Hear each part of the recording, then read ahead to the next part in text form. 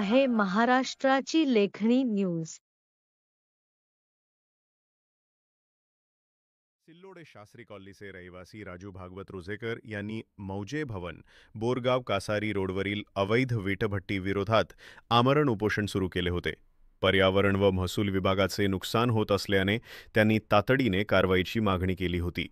आज त्यांच्या उपोषणाला यश आलं असून नायब तहसीलदार महसूल हरून शेख यांनी वीटभट्टीवर कारवाई करण्याचे लेखी आश्वासन दिले।